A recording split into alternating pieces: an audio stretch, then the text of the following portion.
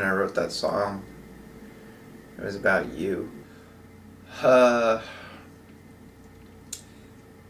it was like, uh, who's that girl over there? The one catching my eye. Um, she's got the most beautiful eyes, and um, yeah, it was just about. I guess the song was about the catching your eye and being pulled in by that. Um, yeah, like, who's that girl over there? I was pretty shocked, really. I mean, we'd only gone out 3 times, and I was pretty sure that you still thought I was an idiot. When you and I first started to date, you and I would go dancing, and like we had these like really strong, like connections dancing, which is funny, I guess. But like we used to like, for me, like the whole like room would just like disappear, and I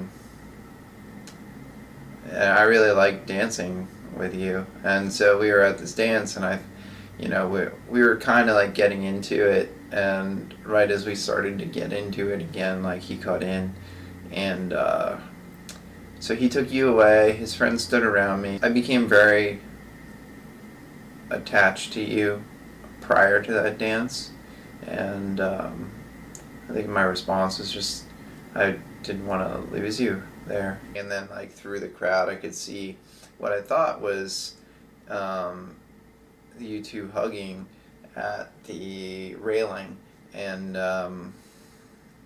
it just really bothered me. So I went over, and I don't remember. I think that I was yelling or something, because once I got there, like you weren't there. You had like Kirsten had pulled you away or something, or maybe I separated you two. I don't really remember, but I just remember him like again treating me like I didn't matter, like I was some fool.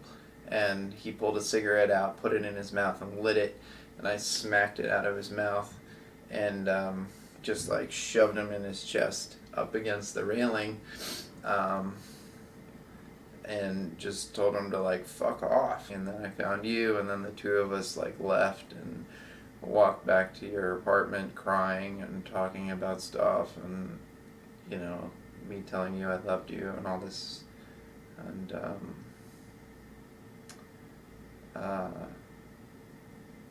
yeah, it was just like a really like emotional evening, I think. And for me, it like solidified how I felt about you. I guess I worried that I would regret the decision to not go.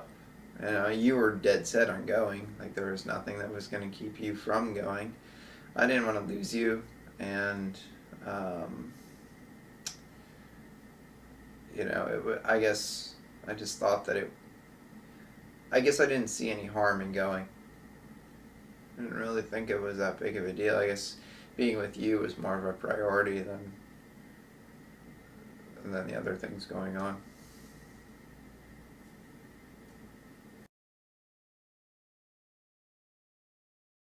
About that time is when you started to like, we started to actually like have our first set of problems, I guess. It's pretty depressing, you know. It's when I started to ride my bike. That's literally that. As soon as we got to Santa Barbara, that's when cycling became such an important factor for me. Cycling was the only thing that kept me going. Like, if it weren't for cycling, I don't know what I would have done. It was just difficult. I didn't really have a reaction, but I was we were really frustrated with ourselves. really a jackass towards him. I was just being a smartass with him. I was just trying to argue with him. Used to not accomplishing things. But it wasn't really You felt the same way. for any particular reason other than, attractive. He's your guy. About you is that if things don't work, you change it. I was still in that mindset of like wherever the wind takes me, I'll go. And you were being really proactive and being like, fuck this, like we need to be closer to a city. Santa Barbara's not doing it for us, so we're gonna go to San Francisco. So we moved to your parents' house. I don't know, I was pretty shocked about it. It was a big shift for me on my point of view about you. Because for me, like, the lasting, like my last resort would be to move home. You know, like, I would never ever move home. And you know, I was worried that you had shut down. I was worried that you had given up already. You know, we were 6 months in to our lives, and you were already like, let's live at home. And it was a different perspective. You know, like I said, like I felt like you were a pusher. You know, you're somebody who gets stuff done, and to me, living at home is just like a cop out. I don't know. I guess I was confused because, you know, I had moved with you across the country, and then, like, when I wanted to leave, you know, you stayed, and and then even after I made the decision to stay longer, you know, you still stayed in San Francisco. So I don't know. I guess I felt like we had such a strong connection, and that's why I didn't let it go. I don't know. I guess it was really good to see you again. I feel like we had a little bit more of a connection going on, or like re-manifesting some stuff. When I picked you up, I don't know. I guess I kind of thought that we were like more of trying to get back together than we were, or something. I just remember being really upset when you told me that you had slept with him. I thought that we were gonna try to like work on stuff, and then for some reason I just ended up feeling really hurt by you sleeping with Sam. I felt betrayed, but I don't really know if it was appropriate response. It was a little bit of you know, longing for security and remembering what we had. It was a little bit of being practical because it was so expensive. I was like trying to like force that relationship, I think, because of the Sam thing, and I just like really wanted that to work for some reason. But she was so immature, and I was just kind of looking for the chase in a way, but like even though we just moved in together, I was just like, yeah, terribly confused. I didn't know what the hell I was doing. The part I remember is like I went to dinner with Heidi, and then like came back late. You were really upset, and you like threw beer in my face, and you're screaming at me. It was like the most violent you'd ever been.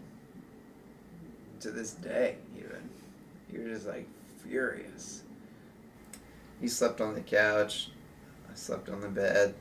Your perspective on it was that we had agreed to get back together. So me going out with Heidi is obviously a direct like affront to that, I would say. And the fact that, you know, I told you that I would come back by a certain time, and I didn't, and you know, it was disrespectful to you and all that.